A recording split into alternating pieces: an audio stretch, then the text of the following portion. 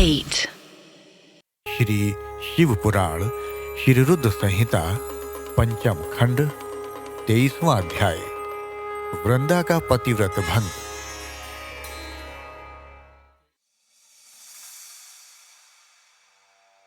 व्यास जी बोले, सनत कुमार जी, जब माता पार्वती की आज्ञा पाकर भगवान विष्णु सागर पुत्र जलंधर की नगरी को चल दिए, तब फिर आगे क्या हुआ? उन्होंने वहां जाकर क्या किया? व्यास जी का ये प्रश्न सुनकर सनत कुमार जी मुस्कुराए और बोले, हे महर्षि, दैत्यराज जलंधर की नगरी में पहुंचकर श्री हरि विष्णु सोच में पड़ गए कि वे क्या करें, परंतु अगले ही पल उन्हें समझ में आ गया कि जैसे को तैसा। उन्होंने सोचा कि जिस प्रकार जलंधर ने छद्म शिव रूप धारण करके देवी पार्वती को छलने की कोशिश की थी, वे भी वहां जाकर उसकी पत्नी वृंदा का पतिव्रत धर्म भंग करेंगे। वे जानते थे कि जलंधर अपनी पत्नी के पतिव्रत धर्म से ही अभी तक बचा हुआ है, इसलिए उसका पतिव्रत धर्म नष्ट करना जरूरी है। मन में ये विचार आते ही वे नगर के राज उद्यान में जाकर ठहर गए। दैत्यराज जलंधर की पतिव्रता पत्नी वृंदा अपने कक्ष में सो रही थी। भगवान श्री हरि विष्णु की माया के फलस्वरूप उन्होंने रात्रि में एक सपना देखा। उसने देखा कि उसका पति निर्वस्त्र होकर सिर पर तेल लगाकर और गले में काले रंग के फूलों की माला पहनकर भैंसे पर बैठा है और उसके चारों ओर हिंसक जीव जंतु उसको घेरे खड़े हैं। उस समय चारों ओर घोर अंधकार फैला हुआ था और वह दक्षिण दिशा की ओर बढ़ता जा रहा था। ऐसा सपना देखकर वो डर गई और उसकी आंख खुल गई। तभी उसने देखा कि सूर्य उदय हो रहा है, परंतु वह सूर्य अत्यंत कांतिहीन था और उसे सूर्य में एक छेद भी दिखाई दे रहा था। ये सब देखकर वृंदा का मन बहुत व्याकुल हो उठा और वो इधर उधर टहलने लगी। कभी छज्जे और अटारी पर चढ़ती तो कभी जमीन पर बैठ जाती, परंतु उसे चैन नहीं था। जब इस प्रकार वृंदा का मन शांत नहीं हुआ तो वह मन की शांति प्रदान करने हेतु उद्यान की ओर चल दी, परंतु उस निर्जन उद्यान में उसके पीछे सिंह के समान दो भयंकर राक्षस पड़ गए। वृंदा उन्हें देखकर बहुत डर गई और अपने प्राणों की रक्षा करने के लिए वहां से भागने लगी। भागते हुए उसे सामने से आते हुए एक तपस्वी दिखाई दिए। भयभीत वृंदा उन मुनि से अपने जीवन की रक्षा करने के लिए प्रार्थना करने लगी। उन तपस्वी ने अपने कमंडल से जल निकालकर उन राक्षसों को ललकारते हुए उन पर जल छिड़क दिया। दोनों राक्षस वहां से भाग खड़े हुए। तब वृंदा ने दोनों हाथ जोड़कर उन तपस्वी को प्रणाम किया तथा उनका धन्यवाद व्यक्त किया। तत्पश्चात उनको अत्यंत दिव्य और शक्तिशाली जानकर वृंदा ने उन मुनि से अपने पति दैत्यराज जलंधर के विषय में पूछा। मुनि ने उत्तर दिया कि देवी, तुम्हारा पति तो युद्ध में मारा गया है। ये कहकर उन्होंने कुछ इशारा किया, जिसके फलस्वरूप दो वानर उनके सामने प्रकट हो गए। अगले ही पल उन तपस्वी का संकेत पाकर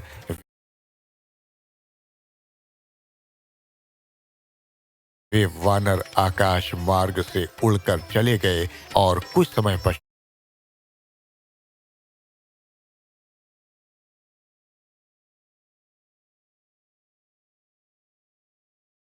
पश्चात दैत्यराज जलंधर का कटा हुआ सिर और उसके अन्य सामान को लेकर लौट आए।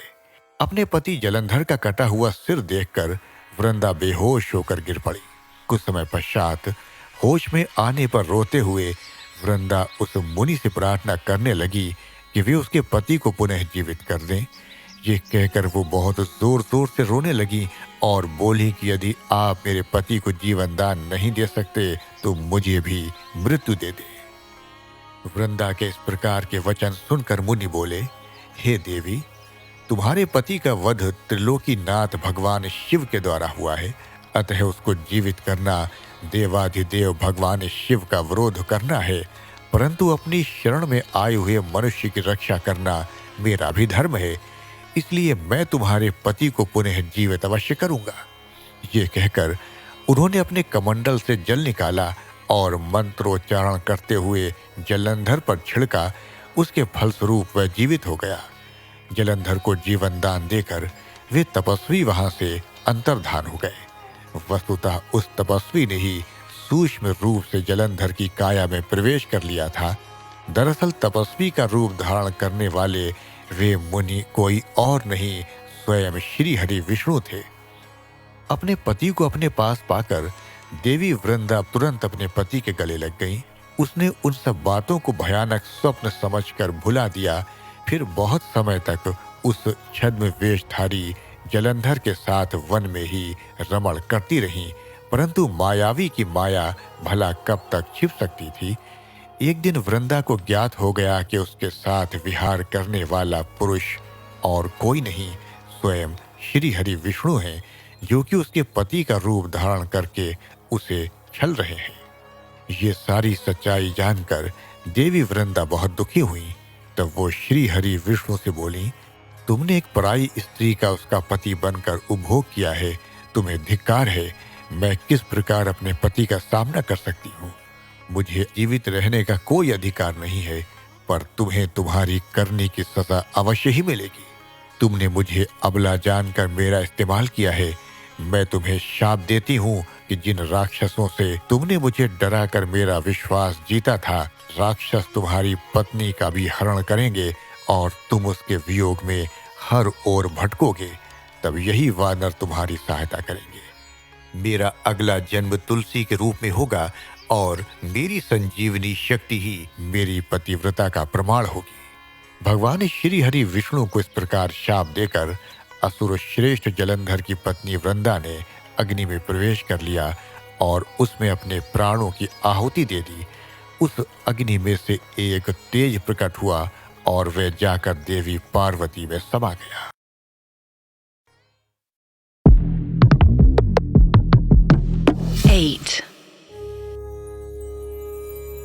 श्री शिव पुराण श्री रुद्र संहिता पंचम खंड 24वां अध्याय जलंधर का वध। व्यास जी बोले, हे तात, उधर जब असुरराज जलंधर द्वारा फैलाई गई गंधर्व माया से मोहित होकर सभी देवताओं सहित भगवान शिव भी युद्ध को भूलकर अप्सराओं का नृत्य गान देखने में व्यस्त हो गए, तब क्या हुआ? उधर जब जलंधर को पहचानकर देवी पार्वती कैलाश पर्वत से अंतर्धान हो गईं, तब वहां क्या हुआ? भगवान शिव ने क्या किया? सनत कुमार जी बोले, हे महर्षि, जब जलंधर को अपने सामने भगवान शिव के रूप में देखकर देवी पार्वती ने यह जान लिया कि वो कोई बहरूपिया है, तो वे तुरंत वहां से अंतर्धान हो गईं। उनके अंतर्धान होते ही सारी माया वहां से गायब हो गई। माया के गायब होते ही सभी देवता अपने अपने होश में आ गए। उधर देवाधिदेव भगवान शिव की चेतना भी वापस लौट आई और जलंधर की माया को जानकर उन्हें अत्यधिक क्रोध आ गया। तब जलंधर भी देवी पार्वती के अचानक वहां से गायब हो जाने के कारण तुरंत ही युद्ध भूमि में लौट आया। तत्पश्चात भगवान शिव और असुरराज जलंधर में बड़ा भयानक युद्ध होने लगा, परंतु त्रिलोकीनाथ भगवान शिव की वीरता और बल के सामने वे तुच्छ असुर कहाँ टिक पाता। ये बात जल्द ही उसे समझ में आ गई कि सर्वेश्वर शिव को जीत पाना आसान नहीं है, बल्कि असंभव है। तब असुरराज जलंधर ने भगवान शिव को जीतने के लिए माया का सहारा लिया। उसने तुरंत अपनी माया द्वारा पार्वती को प्रकट किया और उन्हें अपने रथ पर बांध लिया। जलंधर के दो सेनापति शुंभ और निशुंभ अपने हाथों में भयानक अस्त्र लेकर देवी पार्वती को मारने के लिए उन पर झपट रहे थे और देवी पार्वती रोते हुए अपनी सहायता के लिए अपने आराध्य भगवान शिव को पुकार रही थी। यह दृश्य देखकर भगवान शिव भी अत्यंत चिंतित हो गए। अपनी प्राण वल्लभा देवी पार्वती को इस प्रकार कष्ट में देखकर वे व्याकुल हो उठे।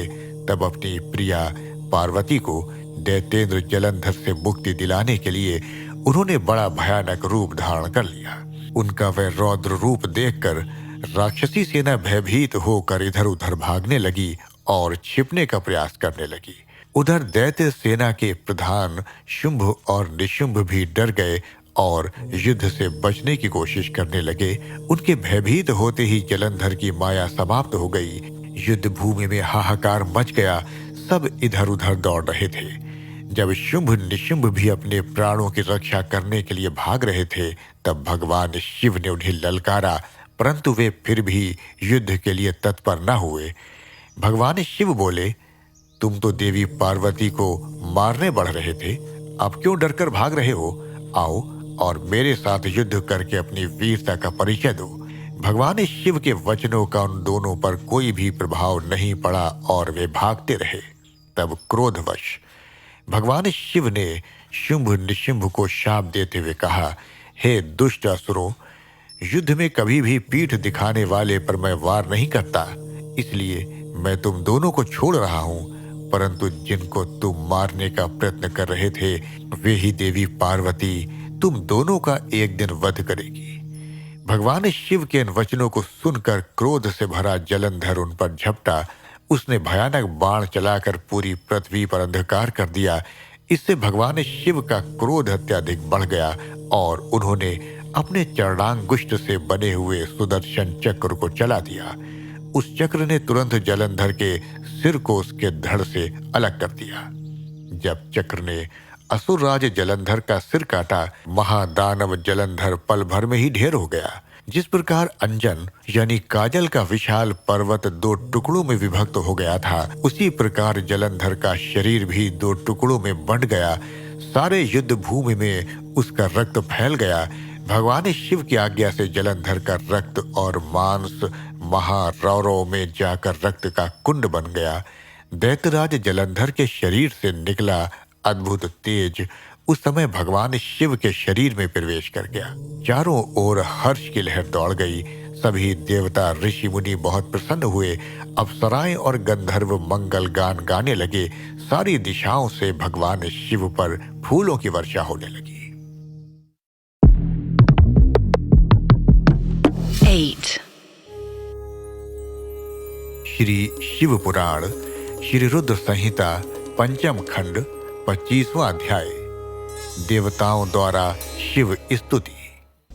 सनत कुमार जी बोले, हे महर्षि, इस प्रकार दैत्यराज जलंधर का देवादिदेव भगवान शिव के हाथों से वध देखकर सब ओर प्रसन्नता छा गई।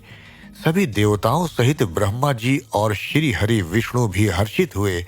तब वे करुणा निधान भगवान शिव को धन्यवाद देने लगे और उनकी स्तुति करने लगे और बोले, हे करुणा निधान, हे कृपा निधान, देवादिदेव भगवान शिव, आप प्रकृति से परे हैं।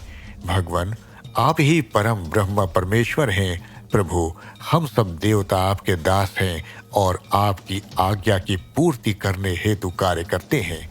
हे देवेश, आप हम पर प्रसन्न हो। हे प्रभु, जब भी देवताओं पर कोई विपत्ति पड़ी है, आपने हमारी सहायता की है और हमें अनेक दैत्यों के अत्याचारों से मुक्ति दिलाई है। हम सदा ही आपके चरणों की वंदना करते हैं और आपके अनोखे दिव्य स्वरूप का ही स्मरण करते हैं। आपके ही कारण हमारा भी अस्तित्व है। आपके बिना हम कुछ भी नहीं हैं। आप भक्त वत्सल हैं और सदा ही अपने भक्तों का हित करते हैं। इस प्रकार भगवान शिव की वंदना करके सभी देवता चुप हो गए और हाथ जोड़कर खड़े हो गए। तब भगवान शिव बोले, हे देवताओं, मैं तुम्हारी आराधना से बहुत प्रसन्न हूं। मैं तुम्हें वरदान देता हूं कि मैं हमेशा तुम्हारे अभीष्ट कार्यों की सिद्धि करूंगा। तुम्हारे दुखों को मैं सदा दूर करूंगा। इसके अतिरिक्त तुम और कुछ भी चाहो तो मुझसे मांग सकते हो। परंतु उन्होंने उनकी कृपा दृष्टि बनाए रखने के अतिरिक्त उनसे कुछ नहीं मांगा। तब उन देवगणों को आवश्यकता पड़ने पर उनकी मदद करने का आश्वासन देकर देवाधिदेव भगवान शिव वहां से अंतर्धान हो गए। इस प्रकार जब त्रिलोकीनाथ भक्त वत्सल शिव ने देवताओं को उनकी सहायता का आश्वासन दिया, तो सभी देवता हर्ष से फूले नहीं समाये और भगवान शिव की महिमा का गुणगान और जय जयकार करते हुए प्रसन्नता पूर्वक अपने अपने धाम को वापस चले गए।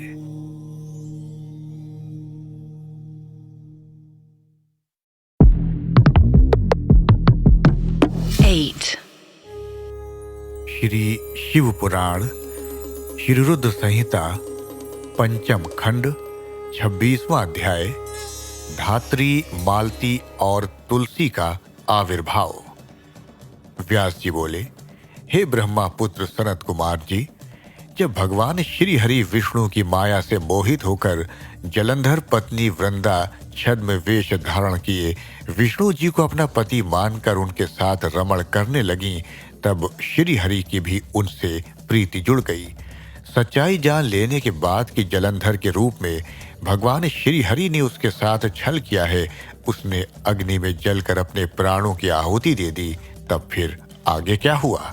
भगवान विष्णु कहाँ गए और उन्होंने क्या किया? तुलसी के रूप में वृंदा का जन्म कैसे और कब हुआ? कृपया वे कथा मुझे बताइए।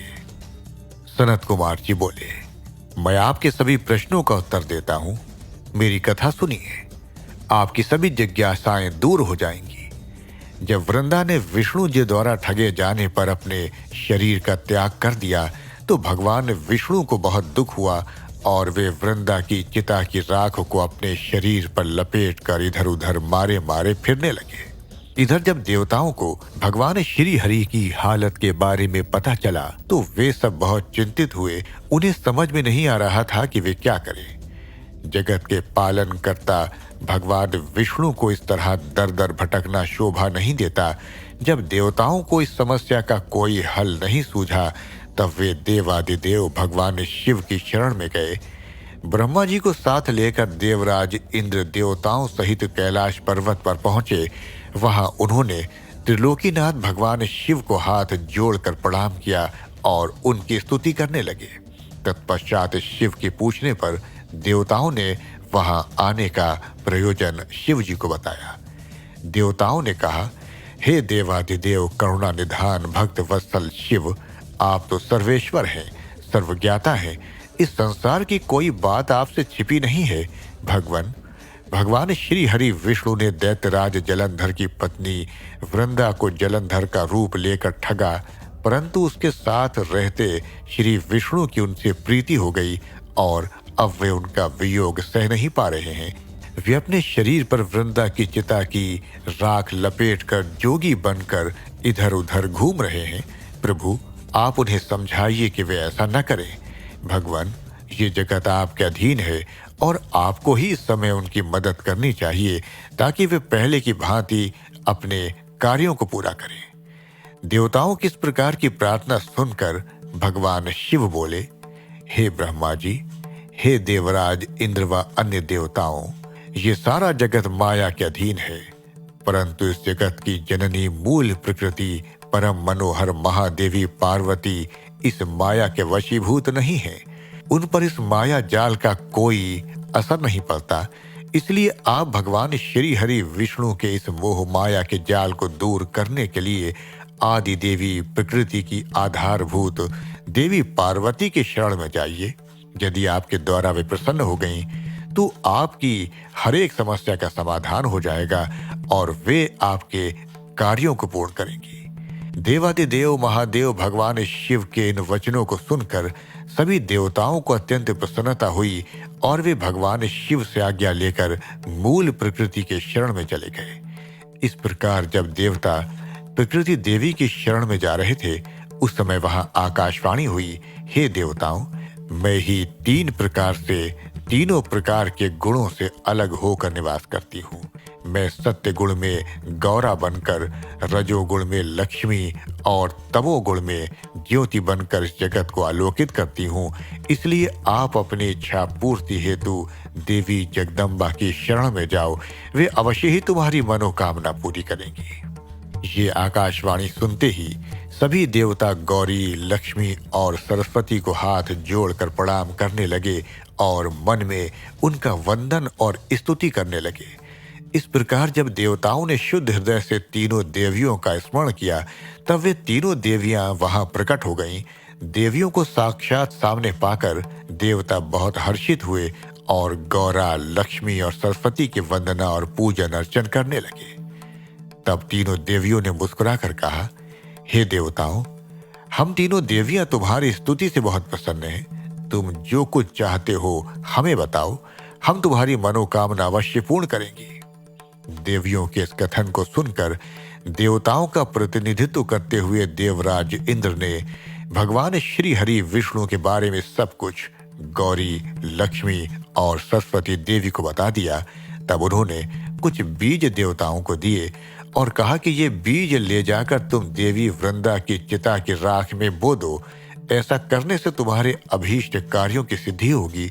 उन बीजों को लेकर देवताओं ने तीनों देवियों का धन्यवाद व्यक्त किया। तब देवियां वहां से अंतर्धान हो गईं। तत्पश्चात ब्रह्मा जी सहित सभी देवता उस स्थान पर पहुंचे जहां देवी वृंदा ने अपने प्राणों की आहुति अग्नि में दी थी। वहां पहुंचकर उन्होंने देवी द्वारा दिए गए उन बीजों को वृंदा की चिता की राख में डाल दिया। तब उन बीजों में से कुछ दिन पश्चात धात्री, मालती और तुलसी नामक वनस्पतियां पैदा हुई। देवी सरस्वती द्वारा दिए गए बीजों से धात्री, देवी महालक्ष्मी के बीजों से मालती और देवी गौरी के बीजों से तुलसी का आविर्भाव हुआ। जैसे ही धात्री, मालती और तुलसी नामक ये स्त्री रूपी वनस्पतियां उत्पन्न हुईं और भगवान श्री हरि विष्णु ने उन्हें देखा तो उन पर से माया का पर्दा हट गया और वे पहले की भांति हो गए। वे उन वनस्पतियों पर अपनी कृपा दृष्टि रखने लगे और तभी से धात्री, मालती और तुलसी नामक इन वनस्पतियों को भी विष्णु जी से विशेष अनुराग हो गया। तब भगवान श्री हरि विष्णु पुनः बैकुंठ लोक को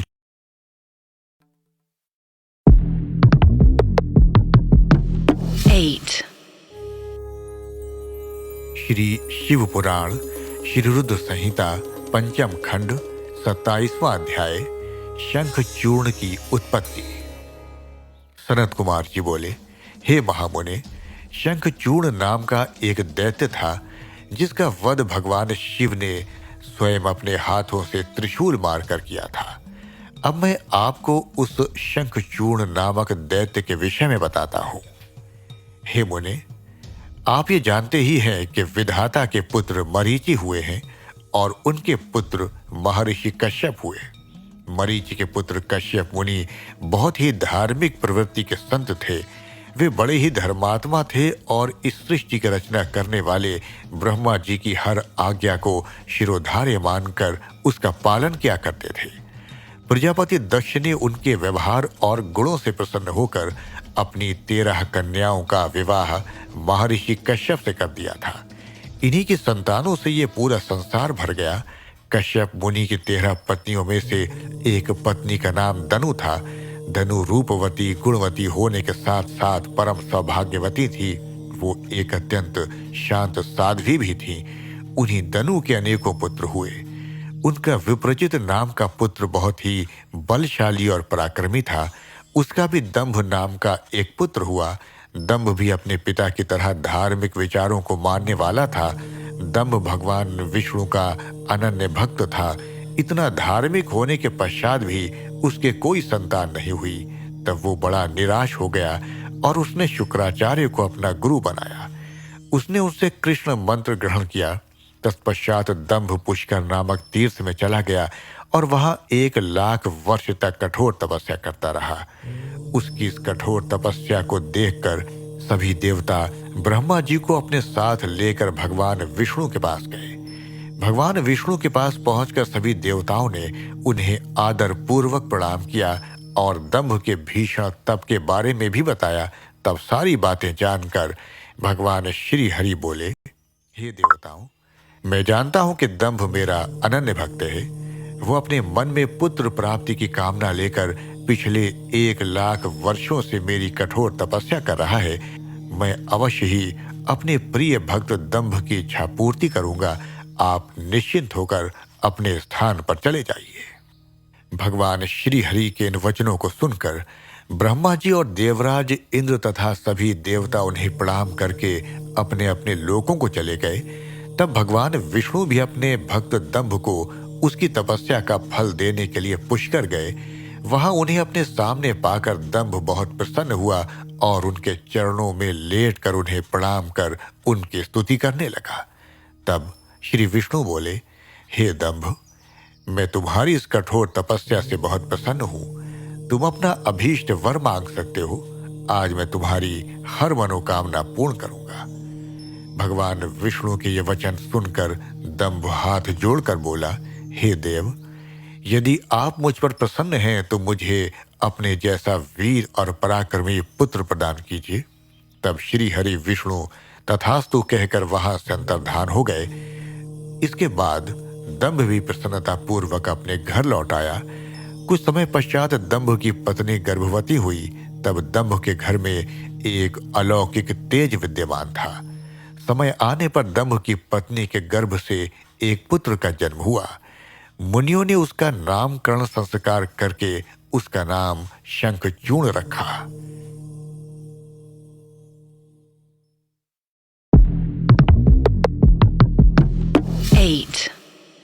श्री शिव पुराण श्री रुद्र संहिता पंचम खंड 28वां अध्याय शंखचूर्ण का विवाह।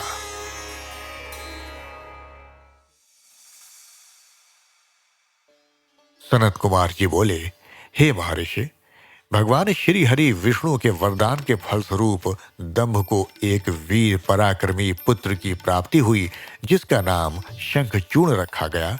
शंखचूर्ण भी धार्मिक था। अपने परम पूज्य गुरु के अमृत वचनों का शंखचूर्ण के मन पर गहरा प्रभाव पड़ा और वह पुष्कर नामक तीर्थ में जाकर एकाग्र मन से तपस्या करने लगा। उसने अपनी इंद्रियों को अपने वश में कर लिया और अनेकानेक मंत्रों द्वारा ब्रह्मा जी की साधना करने लगा। उसकी भक्ति भाव से की गई आराधना से शीघ्र ही ब्रह्मा जी प्रसन्न हो गए। एक दिन जब शंखचूर्ण प्रतिदिन की भांति तपस्या में मग्न था, ब्रह्मा जी उसके सामने प्रकट हो गए। अपने आराध्य को एकाएक अपने सामने इस प्रकार खड़ा देखकर शंखचूर्ण की प्रसन्नता की कोई सीमा न रही। वे ब्रह्मा जी के चरणों में लेट गया और उनके पैरों पर अपना सिर रखकर उनकी स्तुति करने लगा।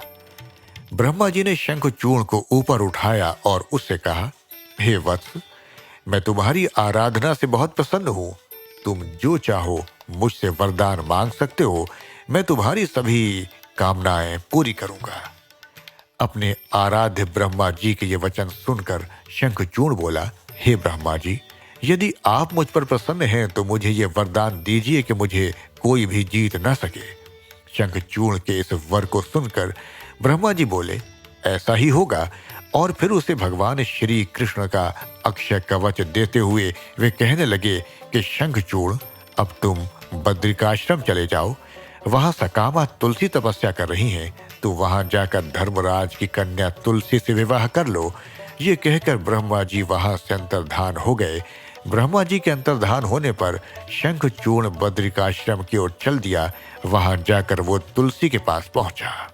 शंखचूर्ण को अपने सामने खड़ा देखकर वो बोली, मैं धर्मराज की पुत्री तुलसी हूँ। आप कौन हैं और यहाँ किस लिए आए हैं? कृपया आप यहाँ से चले जाएं। आप शायद नहीं जानते कि स्त्री जाति मोहिनी होती है। तुलसी के वचन सुनकर शंखचूर्ण बोला, हे देवी, आपके वचन सत्य हैं, परंतु यहाँ मैं अपने आराध्य भगवान ब्रह्मा जी की आज्ञा से आया हूँ। मैं दनु का वंशज दानव दंभ का पुत्र शंखचूर्ण हूँ। पूर्व में राधिका के दिए शाप के कारण मैं दानव कुल में जन्मा हूँ। ये सब कहकर शंखचूर्ण चुप हो गया। तब तुलसी बोली, ये सत्य है कि संसार में वही पुरुष श्रेष्ठ है जो स्त्री से पराजित हो जाते हैं, परंतु आज मैं भी तुम्हारी स्पष्टवादिता से अत्यंत प्रभावित हुई हूँ। जब इस प्रकार शंखचूर्ण और तुलसी आपस में बातें कर रहे थे, तभी वहां ब्रह्मा जी प्रकट हो गए। उन्हें देखकर तुलसी और शंखचूर्ण दोनों ने उन्हें प्रणाम किया। तुम दोनों यहाँ अभी तक बातें ही कर रहे हो? शंखचूर्ण, मैंने तुम्हें यहाँ तुलसी का पानी ग्रहण करने के लिए भेजा था, और तुलसी निसंदेह ही स्त्रियों में रत्न है। तुम दोनों एक दूसरे के लिए ही बने हो, इसलिए तुम्हें शीघ्र ही एक दूसरे का हो जाना चाहिए। शंखचूर्ण और तुलसी का विवाह करने के लिए कहकर ब्रह्मा जी वहां से चले गए। ब्रह्मा जी का आदेश मानते हुए तुलसी और शंखचूर्ण ने गंधर्व रीति से विवाह कर लिया। तत्पश्चात वे दोनों अनेक सुंदर मनोरम स्थानों पर अनेकों वर्षों तक विहार करते रहे। एक दूसरे का साथ पाकर वे बहुत प्रसन्न थे।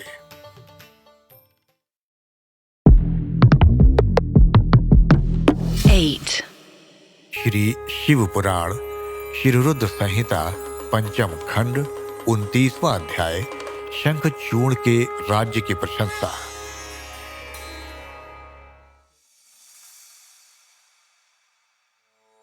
व्यास जी बोले, हे ब्रह्मा जी के पुत्र सनत कुमार जी, जब संसार के सृष्टिकर्ता ब्रह्मा जी की आज्ञा से तुलसी और शंखचूर्ण ने गंधर्व रीति से विवाह कर लिया, तब फिर क्या हुआ?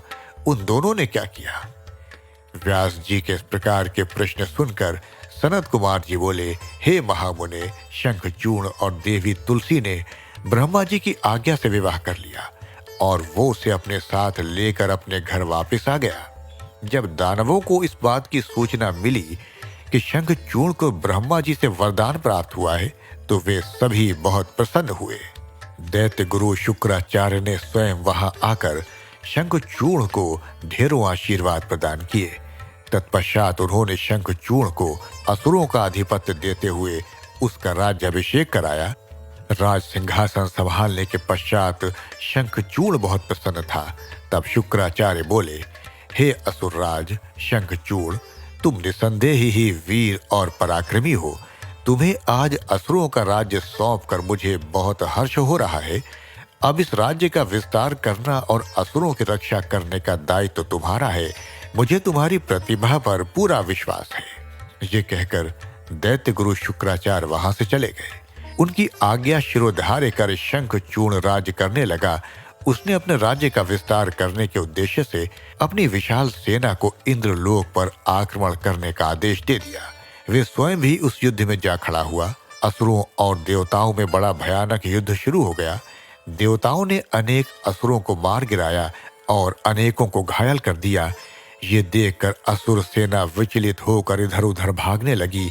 इसे देखकर असुरराज शंखचूर्ण का क्रोध सातवें आसमान पर जा पहुंचा। अपनी पूरी शक्ति से युद्ध करते हुए उसने देव सेना को खदेड़ दिया। दैत्यराज शंखचूर्ण से डरकर देव सेना तितर-बितर हो गई और अपने प्राणों की रक्षा के लिए गुफाओं और कंदराओं में जाकर छुप गई।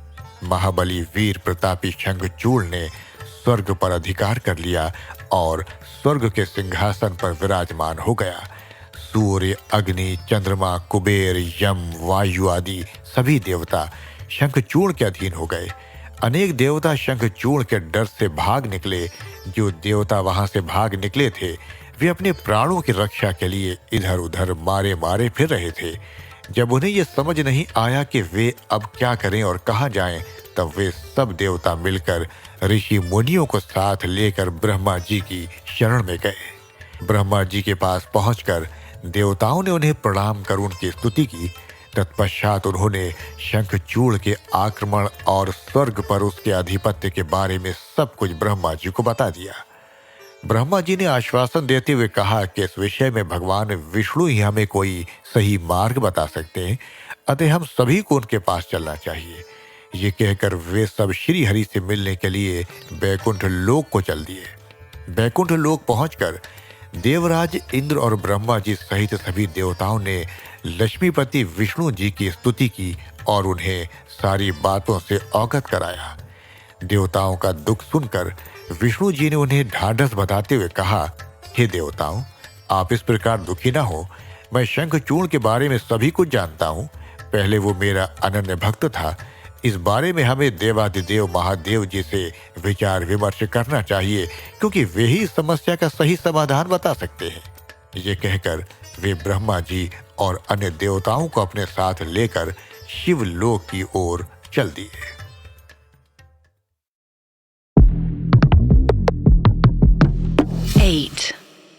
श्री शिव पुराण श्री रुद्र संहिता पंचम खंड 30वां अध्याय, देवताओं का शिव जी के पास जाना।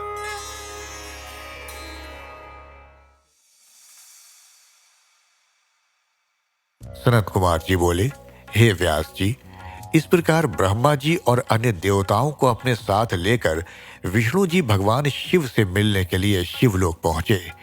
वहां शिवलोक में भगवान शिव के सभी गण उन्हें घेर कर खड़े हुए थे। भगवान शिव अपनी प्रिय देवी पार्वती के साथ सिंहासन पर बैठे हुए थे। भगवान शिव ने अपने शरीर पर भस्म धारण की हुई थी। उनके गले में रुद्राक्ष की माला थी। त्रिनेत्रधारी भगवान शिव शंकर देवी पार्वती के साथ बैठे वहां अद्भुत शोभा पा रहे थे। उनका वह अद्भुत और दिव्य रूप देखकर भगवान विष्णु, ब्रह्मा जी, देवराज इंद्र सहित अन्य सभी देवताओं को बहुत प्रसन्नता हुई। उन्होंने देवादिदेव कृपा निधान भगवान शिव को हाथ जोड़कर प्रणाम किया और भक्ति पूर्वक उनकी स्तुति करनी आरंभ कर दी। देवता बोले, हे करुणा निधान, हे भक्त वत्सल भगवान शिव, आप सर्वेश्वर हैं, आप परम ज्ञानी हैं, आप सब कुछ जानने वाले हैं। प्रभु, आपकी आज्ञा से ही इस संसार में हर कार्य होता है। आपकी आज्ञा के बिना एक पत्ता भी नहीं हिलता। भगवान, आप तो सब कुछ जानते हैं। हे भक्तवत्सल, आप सदा ही अपने भक्तों की रक्षा करते हैं और उनकी सभी इच्छाओं को पूरा कर उनके अभीष्ट कार्यों को पूरा करते हैं।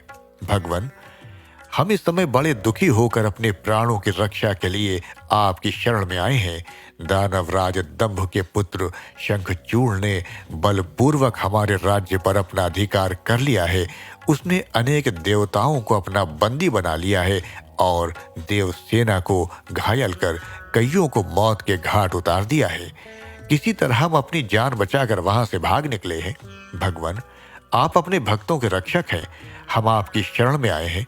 आप हम दुखियों के दुखों को दूर कीजिए। उस शंखचूड़ नामक दैत्य ने हमारा जीना मुश्किल कर दिया है। आप उसको दंड देकर हमें मुक्त कराइए और हमारा उद्धार कीजिए। ये कहकर सब देवता चुप होकर हाथ जोड़कर खड़े हो गए।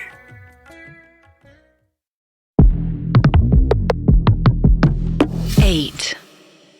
श्री शिव पुराण श्री रुद्र संहिता पंचम खंड 31वां अध्याय। शिवजी द्वारा देवताओं को आश्वासन।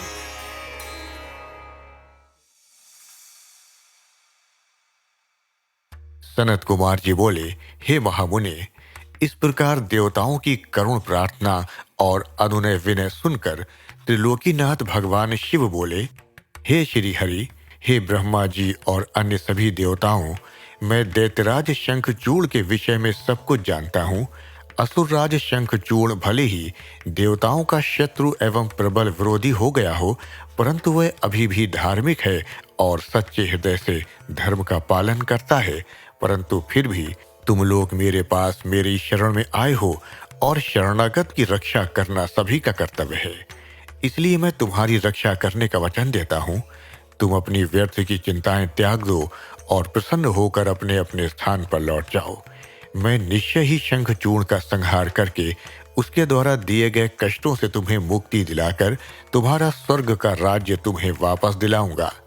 भगवान शिव जब इस प्रकार से देवताओं को शंखचूड़ के वध का आश्वासन दे ही रहे थे, तभी उनसे मिलने के लिए राधा के साथ श्री कृष्ण वहां पधारे।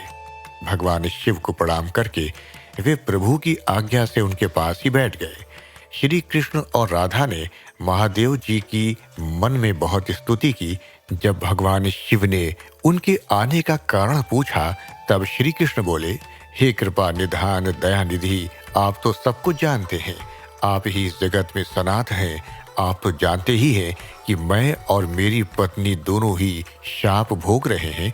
मेरा पार्षद सुदामा भी शाप के कारण दानव की योनि में अपना जीवन जी रहा है। आप भक्त वत्सल हैं। प्रभु, हम आपकी शरण में आए हैं। हम पर अपनी कृपा दृष्टि करिए और हमें हमारे दुखों से मुक्ति दिलाइए। भगवान, अब हमें इस शाप से मुक्ति दिलाइए। भगवान श्री कृष्ण की इस प्रार्थना को सुनकर देवादिदेव महादेव जी बोले, हे कृष्णा, आपको डरने की कोई आवश्यकता नहीं है। निश्चय ही आपका कल्याण होगा। आप शाप के अनुसार 12 कल्प तक इस शाप को भोगने के पश्चात ही राधा सहित अपने निवास बैकुंठ लोक को प्राप्त होगे। आपका सुदामा नामक पार्षद इस समय दानव योनि में शंखचूड़ के रूप में सभी को दुख दे रहा है। इस समय वे देवताओं का प्रबल विरोधी और शत्रु है। देवताओं को उसने बहुत कष्ट दिया है। उनका राज्य छीन कर उन्हें बंदी बना लिया है। तब भगवान शिव बोले कि मैं आपके दुखों और कष्टों को समझता हूँ। अब आपको चिंता करने की कोई आवश्यकता नहीं है, अतः सब कुछ भुला दो। तब उन्होंने ब्रह्मा जी और श्री हरि विष्णु को आदेश दिया कि वे वहां से जाकर अन्य देवताओं को समझाएं कि वे निश्चिंत हो जाएं। मैं उनकी इच्छा अवश्य ही पूरी करूंगा और उन्हें शंखचूड़ के भय से मुक्त कराऊंगा।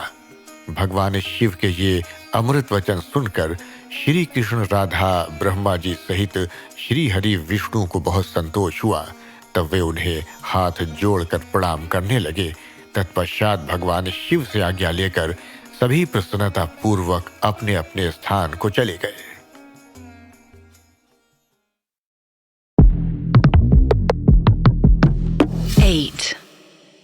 श्री शिव पुराण, श्री रुद्र संहिता, पंचम खंड, 32वां अध्याय, पुष्पदंत शंखचूड़ वार्ता।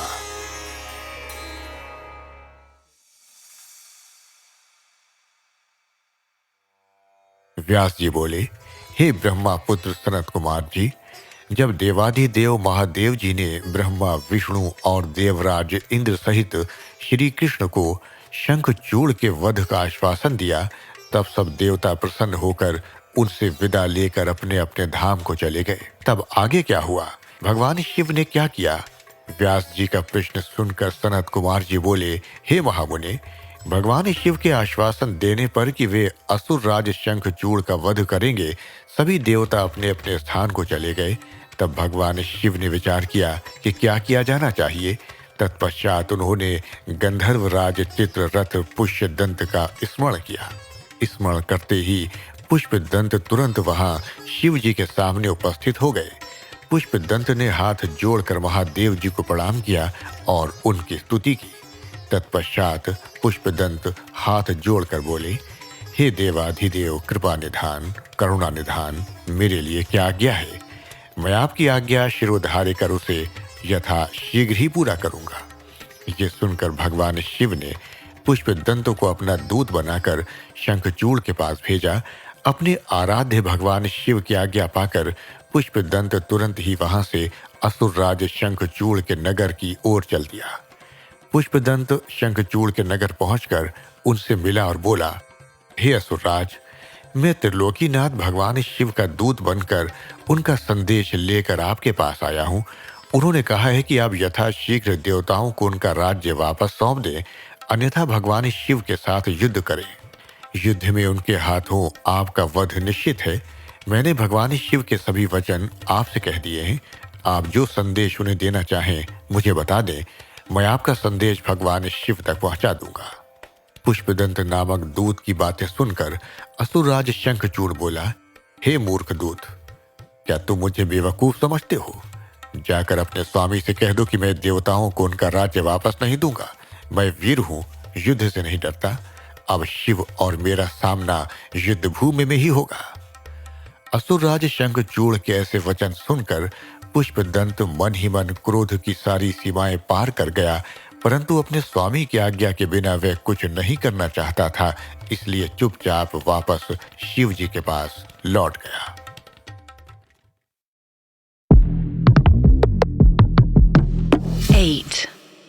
श्री शिव पुराण, श्री रुद्र संहिता, पंचम खंड, 33वां अध्याय, भगवान शिव की युद्ध यात्रा।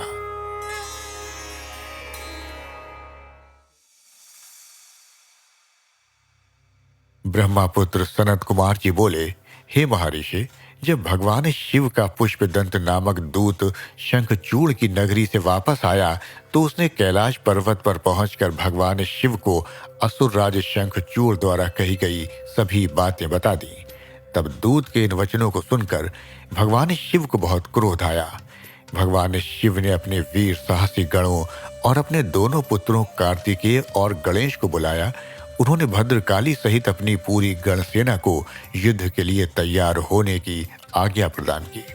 भगवान शिव की आज्ञा के अनुसार उनके वीर गणों और पुत्रों ने युद्ध की सारी तैयारियां अति शीघ्र पूरी की और आकर इस बात से भगवान शिव को अवगत कराया।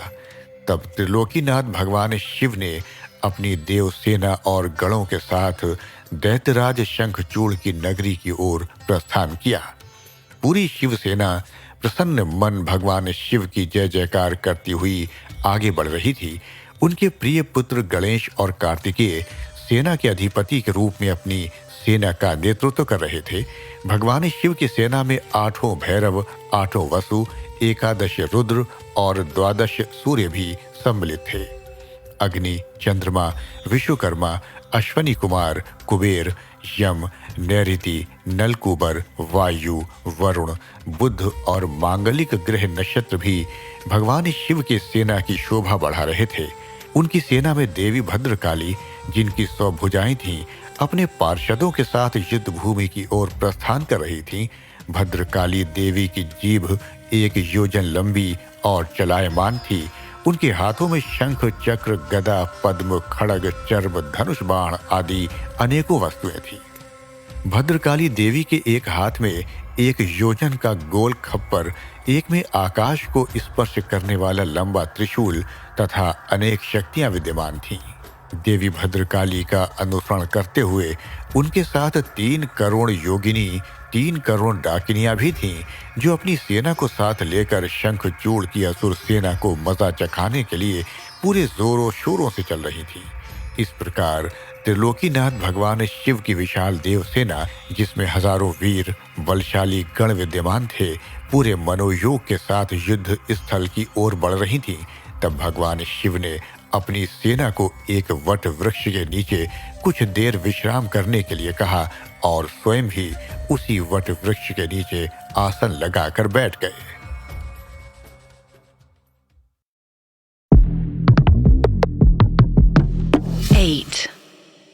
श्री शिव पुराण, श्री रुद्र संहिता, पंचम खंड, 34वां अध्याय, शंखचूड़ की युद्ध यात्रा।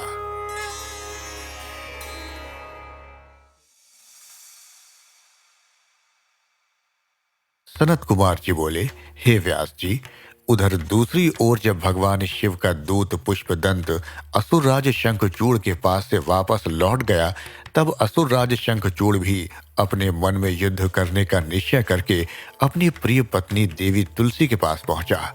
वहां उसने तुलसी को बताया कि हे देवी, अब मुझे कल सुबह युद्ध के लिए प्रस्थान करना होगा। ये सुनकर देवी तुलसी रोने लगी।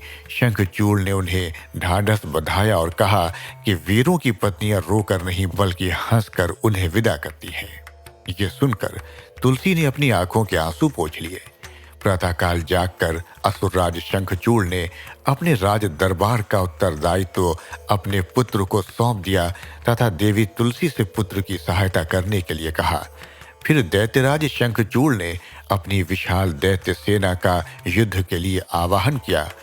अपने स्वामी दैत्यराज शंखचूड़ के बुलाने पर विशाल दैत्य सेना पल भर में संगठित हो गई। उस असुर सेना में अनेक वीर और पराक्रमी योद्धा थे। वे युद्ध करने के लिए सुसज्जित होकर आए थे। दैत्य सेना का मनोबल बहुत ऊंचा था। वे अत्यंत गर्वित थे और सोच रहे थे कि इस युद्ध में वे अवश्य ही जीतेंगे। मौर्य, कालिक और कार्तिकीय नामक 3 वीर असुर सेनापति के रूप में दैत्य सेना का प्रतिनिधित्व कर रहे थे। उस विशाल 3 लाख अक्षौहिणी सेना को देखकर बड़े बड़े वीर पल भर में भयभीत हो जाते थे। असुरराज शंखचूड़ अपनी विशाल दैत्य सेना को देखकर बहुत खुश हो रहा था। तब युद्ध के लिए प्रस्थान करती हुई उस सेना का नेतृत्व स्वयं असुरराज शंखचूड़ ने आगे आकर किया। उनके पीछे वाले रथ में दैत्यों के गुरु शुक्राचार्य उनका मार्ग प्रशस्त कर रहे थे। इस प्रकार अपने स्वामी शंखचूड़ की जय जयकार का उद्घोष करती हुई वह राक्षस सेना तीव्र गति से आगे बढ़ी चली जा रही थी। चलते चलते काफी समय बीत गया। आखिर पुष्पभद्रा नामक नदी के किनारे एक अक्षय वट वृक्ष के नीचे दैत्य सेना ने अपना डेरा लगाया।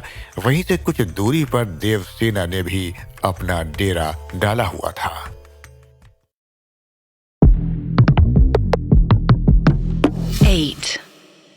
श्री शिव पुराण, श्री रुद्र संहिता, पंचम खंड, 35वां अध्याय, शंखचूड़ के दूत और शिव जी की वार्ता।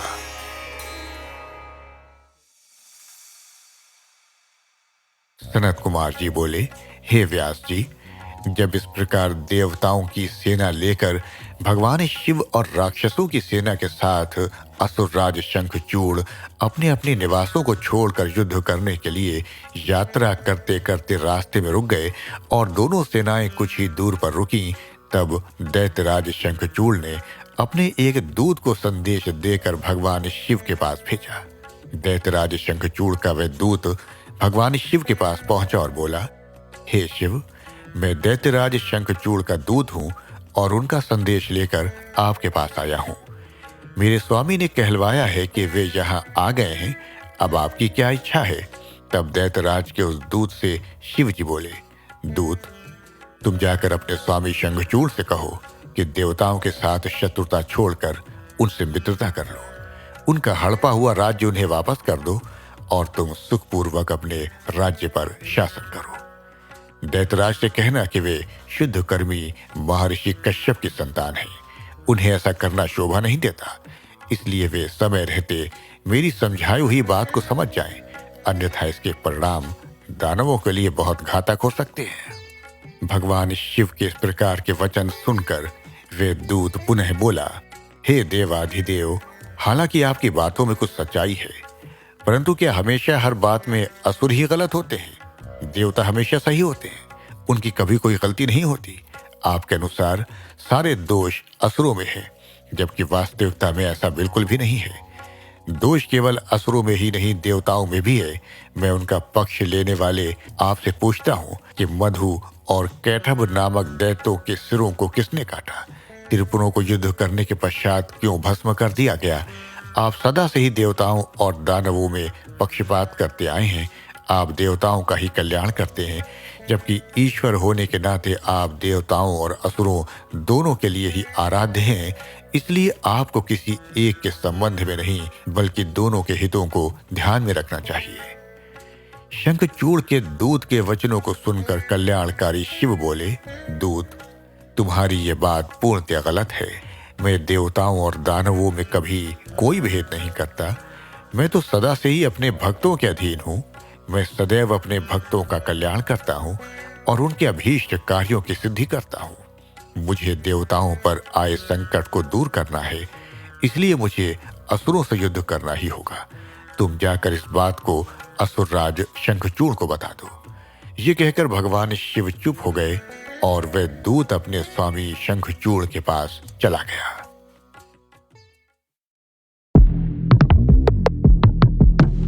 8. श्री शिव पुराण शिवरुद्र संहिता पंचम खंड 36वां अध्याय देव दानव युद्ध।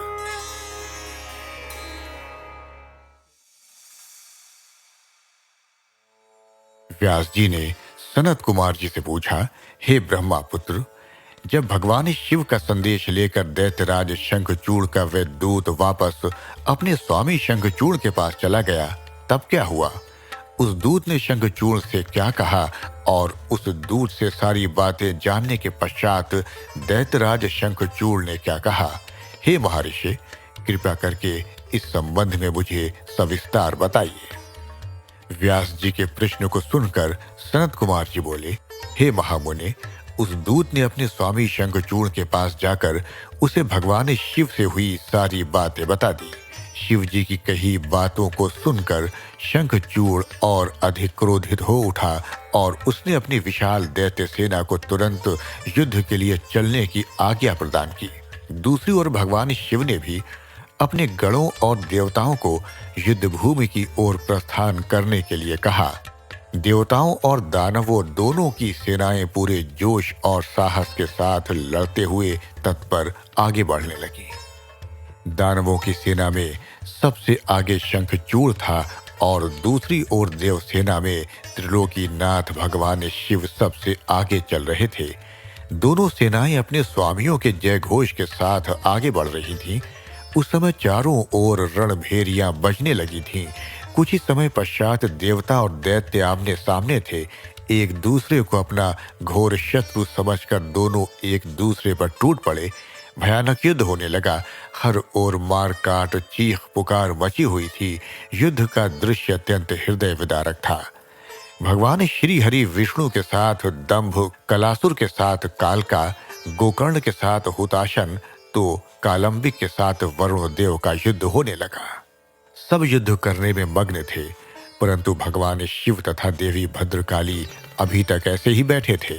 उन्होंने युद्ध करना शुरू नहीं किया था। उधर दैत्यराज शंखचूड़ भी युद्ध का दृश्य देख रहा था। उस समय युद्ध अपने चरम पर था। दोनों सेनाएं घमासान युद्ध कर रही थीं। सभी बड़ी वीरता से लड़ रहे थे और युद्ध में अनेक प्रकार के आयुधों का प्रयोग कर रहे थे। कुछ ही देर में पृथ्वी कटे मरे और घायल योद्धाओं से पट गई। 8. श्री शिव पुराण श्री रुद्र संहिता पंचम खंड 37वां अध्याय शंखचूड़ युद्ध। सनत कुमार जी बोले, हे व्यास जी, इस प्रकार देवताओं और दानवों में बड़ा भयानक विनाशकारी युद्ध चल रहा था। धीरे धीरे दानव देवताओं पर भारी पड़ने लगे। तब देवता अत्यंत भयभीत होकर अपनी रक्षा हेतु इधर उधर भागने लगे। कुछ देवता भागकर देवाधिदेव भगवान शिव की शरण में आए। तब वे देवता बोले, प्रभु हमारी रक्षा करें। असुर सेना परास्त होने के बजाय हम पर हावी होती जा रही है। यदि शीघ्र ही कुछ नहीं किया गया तो हम अवश्य हार जाएंगे। देवताओं के ये वचन सुनकर भगवान शिव को बहुत क्रोध आया। वे उठकर खड़े हो गए और स्वयं युद्ध करने के लिए आगे बढ़े। युद्ध स्थल में पहुंचते ही उन्होंने असुरों की अक्षौहिणी सेना का नाश कर दिया। देवी भद्रकाली भी अनेक दैत्यों को मार मार कर उनका रक्त पीने लगी। इस प्रकार असुरों को युद्ध में कमजोर पड़ता देखकर देवताओं में एक नई जान आ गई। जो देवता इधर उधर अपने प्राणों की रक्षा के लिए भाग गए थे, वे भी आकर पुनः युद्ध करने लगे। उधर भद्रकाली देवी क्रोध से भरकर दैत्यों को पकड़ पकड़ कर अपने मुख में डालने लगी। स्कंद ने अपने बाणों से करोड़ों दानवों को मौत के घाट उतार दिया। ये देखकर असुर सेना भयभीत होकर अपने प्राणों की रक्षा करने हेतु इधर उधर भागने लगी। असुर सेना को इस प्रकार तितर बितर होता देखकर दानवराज शंखचूड़ क्रोधित होकर स्वयं युद्ध में कूद पड़ा। उसने अपने हाथों में धनुष बाण उठाया और भयानक बाणों की वर्षा करनी प्रारंभ कर दी। देखते ही देखते शंखचूड़ ने देव सेना के अनेकों सैनिकों का संहार कर दिया। ये देखकर स्कंद देव आगे बढ़े और शंखचूड़ को ललकारने लगे। शंखचूड़ ने क्रोधित होकर स्कंद पर पलटवार किया। उसने स्कंद का धनुष काट दिया और पूरी शक्ति से स्कंद की छाती पर प्रहार किया। फलस्वरूप स्कंद मूर्छित होकर जमीन पर गिर पड़े। कुछ ही देर बाद स्कंद उठकर खड़े हो गए और उन्होंने अपने बाण से शंखचूड़ के रथ में छेद कर दिया। यही नहीं, स्कंद ने शंखचूड़ का कवच, किरीट आदि कुंडल भी गिरा दिया। तत्पश्चात उसने एक भयानक विष बुझी शक्ति से शंखचूड़ पर प्रहार किया। इस प्रहार से शंखचूड़ मूर्छित होकर धरती पर गिर पड़ा और काफी समय तक ऐसे ही पड़ा रहा। कुछ समय पश्चात वह ठीक होकर पुनः युद्ध करने लगा। इस बार उसने भगवान शिव के पुत्र कार्तिकेय को अपना निशाना बनाया और उस पर भयानक शक्ति का प्रहार किया, जिससे कार्तिकेय बेहोश होकर जमीन पर गिर पड़े। तब कार्तिकेय को इस प्रकार धरती पर बेहोश पड़ा हुआ देखकर देवी भद्रकाली उन्हें गोद में उठा लाई। उनकी दशा देखकर शिव जी ने उन पर अपने कमंडल का जल छिड़का। जल छिड़कते ही कार्तिकेय फौरन उठ बैठे और पुनः युद्ध करने के लिए चल पड़े। युद्ध चल रहा था। यह कह पाना कठिन था कि दोनों में कौन अधिक वीर और बलशाली है। एक दूसरे पर वे बड़े शक्तिशाली ढंग से प्रहार कर रहे थे। देवी भद्रकाली भी पुनः युद्ध में आकर दानवों का भक्षण करने लगी।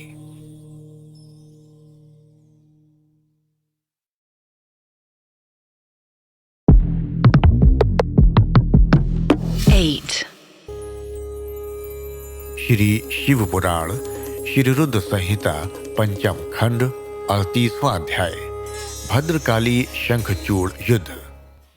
सनत कुमार जी बोले, हे व्यास जी, देवी भद्रकाली ने युद्ध भूमि में जाकर भयंकर सिंहनाद किया, जिससे डरकर अनेकों दानव मूर्छित होकर धरती पर गिर पड़े।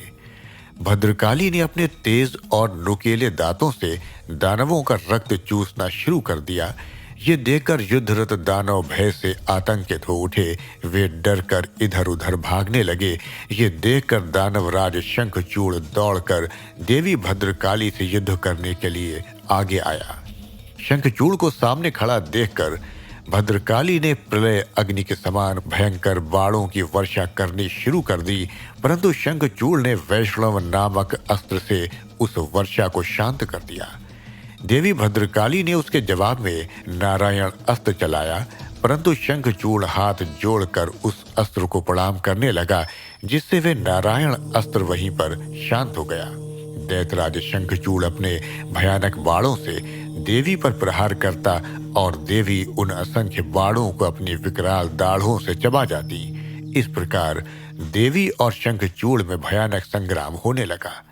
तभी क्रोधित भद्रकाली ने पाशुपात नामक ब्रह्मास्त्र उठा लिया, परंतु तभी आकाशवाणी हुई कि अभी दैतेंद्र की मृत्यु का समय नहीं आया है और इसकी मृत्यु आपके हाथों से नहीं लिखी है। तब देवी ने पाशुपात अस्त्र को वापस कर दिया और उसे काटने के लिए दौड़ी। ये देखकर असुरराज ने रौद्रास्त्र चलाकर उनकी गति को कम कर दिया। तब भद्रकाली ने असुरराज द्वारा प्रयोग की गई सारी शक्तियों को तहस नहस कर दिया और आगे बढ़कर शंखचूड़ की छाती पर अपने मुक्के का जोरदार प्रहार किया। इस प्रहार से शंखचूड़ बेहोश होकर धरती पर गिर पड़ा, लेकिन कुछ ही देर पश्चात पुनः उठकर वह भद्रकाली देवी से युद्ध करने लगा। तब देवी ने उसे कसकर पकड़ लिया और चारों ओर घुमाकर धरती पर फेंक दिया। शंखचूड़ कुछ समय तक ऐसे ही पड़ा रहा। तब देवी ने अन्य दानवों का वध करना शुरू कर दिया। शंखचूड़ चुपचाप उठा और जाकर अपने रथ पर धीरे से बैठ गया। 8. श्री शिव पुराण श्री रुद्र संहिता पंचम खंड 39वां अध्याय शंखचूड़ की सेना का संहार। व्यास जी बोले, हे ब्रह्मापुत्र सनत कुमार जी, जब देवी भद्रकाली द्वारा युद्ध में घायल होकर शंखचूड़ पुनः अपने रथ पर जाकर बैठ गया, तब क्या हुआ? भगवान शिव ने जो उस समय युद्ध में असुरराज शंखचूड़ का वध करने के लिए ही आए थे, क्या किया? कृपा कर मुझे इस कथा को सविस्तार सुनाइए। व्यास जी की इस जिज्ञासा को शांत करते हुए सनत कुमार जी ने कहना आरंभ किया। सनत कुमार जी बोले, हे महामुने, जब देवी भद्रकाली ने असुरराज शंखचूड़ को उठाकर बलपूर्वक जमीन पर पटक दिया, तो कुछ समय तक शंखचूड़ इस प्रकार से धरती पर पड़ा रहा मानो मूर्छित हो गया हो। तब देवी जाकर दानवों पर प्रलय की भांति टूट पड़ी। दूसरी ओर कुछ देवताओं ने भगवान शिव के पास जाकर उन्हें भद्रकाली और शंखचूड़ के इस भयानक युद्ध के बारे में बताया। ये सारी बातें सुनकर त्रिलोकीनाथ भगवान शिव स्वयं युद्ध करने के लिए आगे बढ़े। जब कल्याणकारी सर्वेश्वर देवाधिदेव भगवान शिव अपने वाहन नंदीश्वर पर चढ़कर आरूढ़ होकर युद्ध स्थल में पधारे, तो उन्हें देखकर असुरराज शंखचूड़ ने उनका अभिवादन किया। तत्पश्चात शंखचूड़ अपने विमान पर चढ़ गया और भगवान शिव से युद्ध करने की तैयारी करने लगा। उसने अपना रक्षा कवच पहना और युद्ध करने के लिए अपने हाथ में धनुष बाण उठा लिया। वे पूरे उत्साह के साथ भगवान शिव पर दिव्यास्त्रों का प्रहार कर रहा था। इस प्रकार त्रिलोकीनाथ भगवान शिव और असुरराज शंखचूड़ का भयानक युद्ध 100 वर्षों तक निरंतर चलता रहा। महावीर और पराक्रमी शंखचूड़ ने अनेक शक्तिशाली बाणों और असंख्य मायावी अस्त्र शस्त्रों का प्रयोग शिवजी पर किया, परंतु परमेश्वर शिव ने उन सबको पल भर में काट दिया। भगवान शिव ने क्रोधित होकर उस पर पुनः प्रहार किया। ये देखकर शंखचूड़ ने चतुराई से काम लेते हुए मन में सोचा कि यदि मैं भगवान शिव के वाहन को ही नुकसान पहुंचा दूं, तो वे पल भर में ही जमीन पर आ गिरेंगे और इस प्रकार मैं उन पर झपट कर उन्हें अपने वश में कर लूंगा। यह विचार मन में आते ही शंखचूड़ ने शिव जी के वाहन नंदीश्वर के सिर पर तलवार से वार किया, परंतु देवाधिदेव ने क्षण मात्र में ही उस तलवार के 2 टुकड़े कर दिए। अपने प्रिय नंदीश्वर को युद्ध में निशाना बनता देखकर उनके सब्र का बांध टूट गया और उन्होंने अपने तेज बाणों से दैत्यराज की ढाल को भी काट दिया। जब तलवार और ढाल दोनों ही खराब हो गई, तब शंखचूड़ ने अपनी गदा से युद्ध लड़ना आरंभ कर दिया, परंतु गदा का भी हाल वही हुआ जो तलवार और ढाल का हुआ था। तभी देवी भद्रकाली वहां पहुंचकर राक्षसों को मारने काटने लगी। देखते ही देखते उन्होंने अनेकों वीर दैत्यों का संहार कर दिया, कई का रक्त चूस लिया और बहुतों को अपने मुख में डालकर जिंदा ही निकल लिया। अपनी विशाल दैत्य सेना का इस प्रकार सर्वनाश होता देखकर शंखचूड़ को अत्यधिक पीड़ा हुई। उसका दर्द तब और भी बढ़ गया जब उसने अपने साहसी वीर राक्षसों को प्राण बचाने के लिए जहां तहां भागते हुए देखा।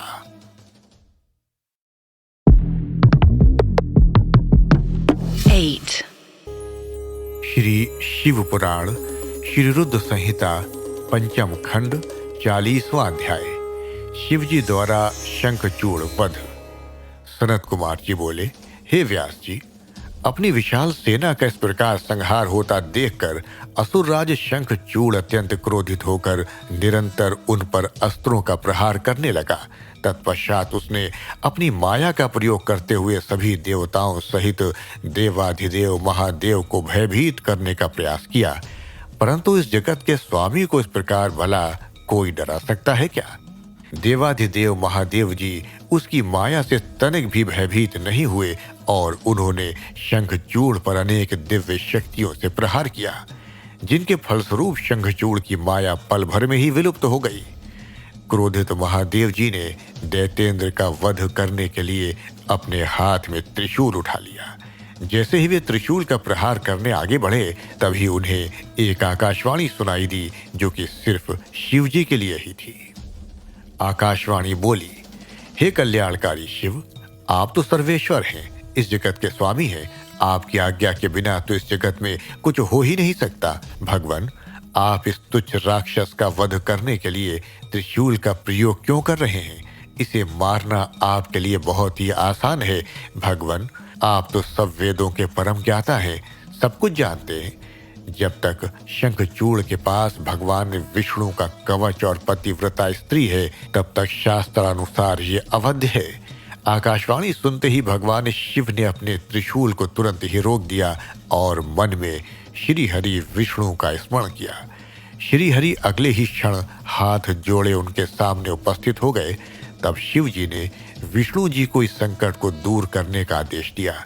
भगवान विष्णु ने तुरंत एक ब्राह्मण का वेश धारण किया और भिक्षा मांगने के लिए दैत्यराज शंखचूड़ के पास पहुंच गए।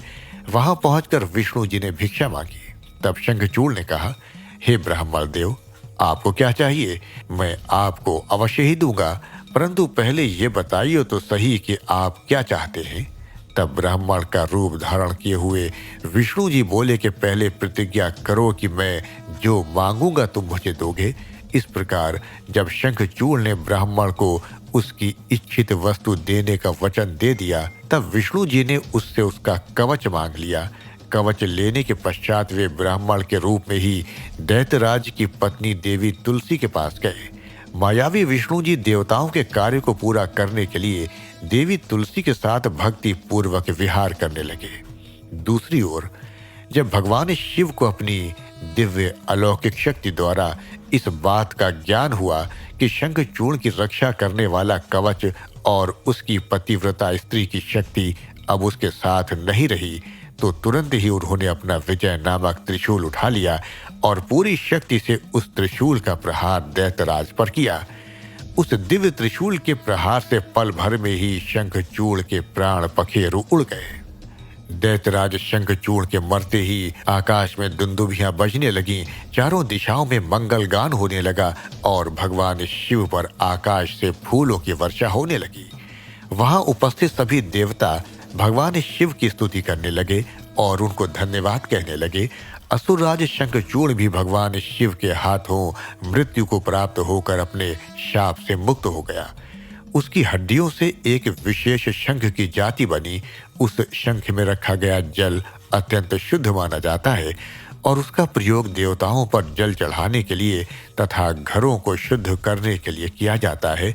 वह जल देवी लक्ष्मी और श्री हरि विष्णु को बहुत प्रिय है, परंतु इस जल को भगवान शिव की पूजा में प्रयोग नहीं किया जाता। इस प्रकार दैत्यराज शंखचूड़ के वध के पश्चात कल्याणकारी भगवान शिव प्रसन्नता पूर्वक नंदीश्वर पर आरूढ़ होकर देवी भद्रकाली, कुमार कार्तिकेय और गणेश सहित अपने अनेकों गणों को साथ लेकर पुनः अपने निवास कैलाश पर्वत की ओर चल दिए। तत्पश्चात अन्य देवता भी प्रसन्न हृदय से अपने लोकों को चले गए।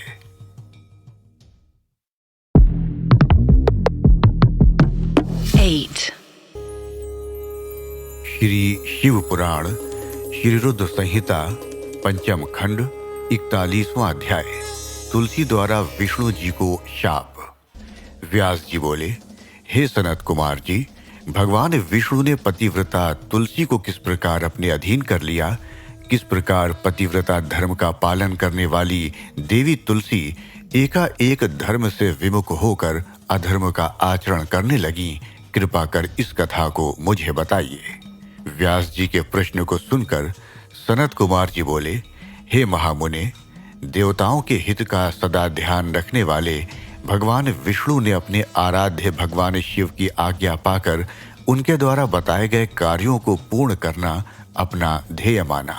तब तुरंत वे ब्राह्मण का वेश धरकर शंखचूड़ से उसका कवच ले आए। तत्पश्चात वे अति शीघ्र दैत्यराज शंखचूड़ के नगर की ओर चल दिए। भगवान विष्णु ने दैत्येंद्र के नगर के समीप पहुंचने से पहले ही अपना रूप बदल लिया। उन्होंने शंखचूड़ का रूप धारण कर लिया। फिर वे देवी तुलसी के पास पहुंचे। अपने पति शंखचूड़ को सामने पाकर देवी तुलसी फूली नहीं समाई, वो उनके गले से लग गई। उनकी आंखों से अश्रुधारा बही जा रही थी। उसने अपने स्वामी को सिंहासन पर बैठाकर उनके चरणों को धोया और युद्ध का समाचार पूछा। शंखचूड़ का रूप धारण किए हुए भगवान विष्णु बोले, हे प्रिय, युद्ध के मध्य में ही ब्रह्मा जी ने मेरे और भगवान शिव के बीच संधि करा दी, इसलिए मैं वापस आ गया हूँ। भगवान शिव भी वापस कैलाश पर्वत पर चले गए हैं। ये कहकर उन्होंने देवी तुलसी की जिज्ञासा को शांत कर दिया। तत्पश्चात शंखचूड़ भगवान विष्णु तुलसी के साथ आनंद पूर्वक रमण करने लगे, परंतु झूठ की हांडी रोज नहीं चलती। एक दिन देवी तुलसी को ज्ञात हुआ कि उसके साथ रमण करने वाला पुरुष उसका पति शंखचूड़ नहीं बल्कि कोई और है। ये पता चलते ही देवी तुलसी आत्मग्लानि से भर उठी। उन्हें स्वयं से घृणा होने लगी। वे क्रोध से वेश बदले श्री विष्णु पर फट पड़ी। उन्होंने श्री विष्णु से पूछा, तू कौन है? मुझे सच सच बता, क्यों तूने मुझ जैसी पतिव्रता स्त्री का पतिव्रत धर्म नष्ट कर दिया? मैं तुझे नहीं छोड़ूंगी। ये वचन सुनकर विष्णु भगवान ने भयभीत होकर अपने स्थान पर अपनी एक मूर्ति बना दी, ताकि देवी तुलसी उनके विषय में कुछ न जान पाए। परंतु तुलसी ने उनके पद चिन्हों से विष्णु को पहचान लिया। तब गुस्से से उन्होंने भगवान विष्णु को शाप देते हुए कहा, हे विष्णु, लोग तुम्हें भगवान मानकर तुम्हारी पूजा करते हैं, पर वास्तव में तुम पूजा के योग्य नहीं हो। तुम तो सिर्फ पत्थर हो। तुम्हारे मन में दया भाव नाम की कोई वस्तु नहीं है। तुमने मेरे सतीत्व को भंग किया है और मेरे पति शंखचूड़ को मार डाला है। इसलिए मैं तुम्हें शाप देती हूँ कि तुम आज अभी से पत्थर के हो जाओगे। ये कहकर देवी तुलसी अत्यंत दुखी मन से रोने लगी। देवी तुलसी का दिया शाप सुनकर भगवान विष्णु भी दुखी हुए और भगवान शिव का स्मरण करने लगे। विष्णु जी की पुकार सुनकर भक्त वत्सल भगवान शिव वहां प्रकट हो गए। उन्हें देखकर देवी तुलसी और विष्णु जी ने हाथ जोड़कर प्रणाम किया। तब वे देवी तुलसी को समझाने लगे। उन्होंने तुलसी को समझाया कि देवी तुलसी, ये तो पूर्व निश्चित था। शंखचूड़ को मिले शाप के फलस्वरूप उसका जन्म दानव कुल में हुआ और इसी कारण उसे मेरे हाथों मृत्यु प्राप्त हुई है। देवी, तुम्हारी मनोस्थिति मैं समझ सकता हूँ, परंतु ये संसार नश्वर है। अतः तुम अपने द्वारा की गई तपस्या का फल लो और इस शरीर को त्याग दो। मेरे आशीर्वाद के फलस्वरूप तुम्हें दिव्य देह की प्राप्ति होगी। तुम्हारी श्री हरि में विशेष प्रीति होगी। इस शरीर को त्यागने के पश्चात जब तुम नया शरीर धारण करोगी तो तुम गंडकी नाम की नदी होगी और सभी के द्वारा पूजित होने के कारण प्रधान रूपा तुलसी के नाम से विख्यात होगी। चाहे स्वर्ग हो या पाताल या फिर पृथ्वी, श्री हरि की विशेष कृपा सदा तुम पर रहेगी। तुमने जो श्री हरि को शाप दिया है वह तो अवश्य पूरा होगा। गंडकी के तट पर सदा भगवान विष्णु भी पाषाण के रूप में स्थित होंगे। तेज दांतों वाले अनेक कीड़े उस शिला को छेद छेद कर उसमें चक्र बना देंगे। उस शिला को इस जगत में शालिग्राम के नाम से प्रसिद्धि मिलेगी। ये कहकर भगवान शिव अंतर्धान हो गए।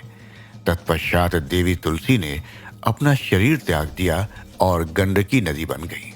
तब विष्णु ने भी उस नदी के तट पर पाषाण के रूप में निवास किया। 8. श्री शिव पुराण श्री रुद्र संहिता पंचम खंड 42वां अध्याय हिरण्याक्ष वध। नारद जी बोले, हे ब्रह्मांड, आप मुझे भगवान शिव की उन उत्तम लीलाओं के विषय में बताइए जिनकी ये लीलाएं बड़ी सुखदायिनी हैं। ब्रह्मा जी बोले, जलंधर के संहार के बारे में जानकर देवी सत्यवती के पुत्र व्यास जी सनत कुमार जी से यही बातें पूछने लगे। तब उनकी उत्सुकता देखकर सनत कुमार जी बोले, हे व्यास जी, अब मैं तुम्हें अंधकासुर नामक दैत्य के शिवगण बन उनकी भक्ति में लीन रहने की कथा सुनाता हूँ। एक बार भगवान शिव पार्वती देवी और अपने प्रिय गणों के साथ कैलाश पर्वत से काशी जा रहे थे।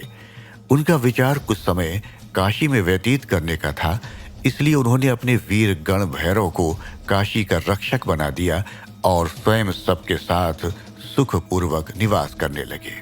एक बार भगवान शिव पार्वती देवी के साथ आनंद पूर्वक विहार करते हुए मंदराचल नामक पर्वत पर गए। एक दिन शिव पार्वती बैठे आपस में वार्तालाप और मनोविनोद कर रहे थे। तभी देवी पार्वती ने अपने हाथों से भगवान शिव के नेत्र कुछ पल के लिए बंद कर दिए। भगवान शिव के नेत्र बंद होते ही चारों ओर भयानक अंधकार छा गया। उसी समय भगवान शिव के माथे से पसीने के कुछ बूंदें निकली।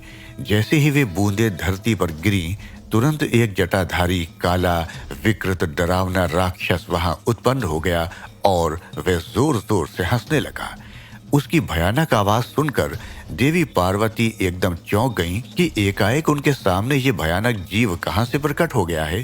तभी देवी पार्वती ने भगवान शिव से पूछा, हे स्वामी, ये भयानक पुरुष कौन है? ये सुनकर भगवान शिव मुस्कुराते हुए बोले, हे देवी, ये आपका पुत्र है। जब आपने मेरी आंखें बंद की उस समय मेरे माथे से कुछ पसीने की बूंदें गिरी, उसी से ये प्रकट हुआ है। ये जानकर कि वह पुरुष उनका पुत्र है, देवी बड़ी प्रसन्न हुई। भगवान शिव ने उसका नाम अंधक रख दिया।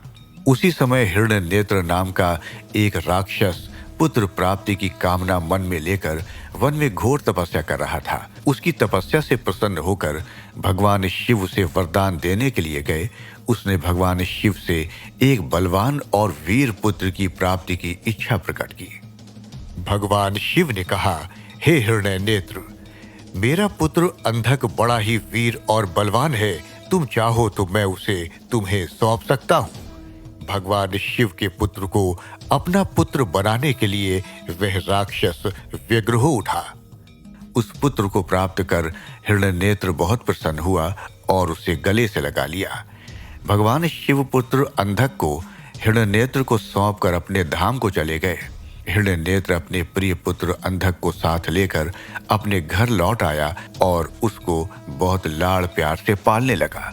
तत्पश्चात हिरण्यनेत्र ने, जिसे हिरण्याक्ष भी कहा जाता था, पृथ्वी लोक और पाताल लोक के राज्यों को जीतकर अपने राज्य में मिला लिया। दैत्यों के राजा उस हिरण्याक्ष के आतंक से तीनों लोक कांपने लगे। यहाँ तक कि देवता भी व्याकुल और भयभीत हो गए। उन्होंने भगवान शिव को वाराह रूप धारण करके पाताल लोक भेजा। क्रोधित श्री हरि ने हिरण्याक्ष का वध सुदर्शन चक्र से कर दिया। तत्पश्चात अंधक का राज्याभिषेक करवाया। सभी देवता भयमुक्त होकर बड़े प्रसन्न हुए और भगवान विष्णु की जय जयकार करने लगे। भगवान श्री हरि विष्णु आशीर्वाद देकर अपने बैकुंठ धाम को चले गए। अपने भाई हिरण्याक्ष के वध का समाचार पाकर उसका भाई हिरण्यकशिपु क्रोधित हो उठा और उसने भगवान विष्णु से वैर बांध लिया।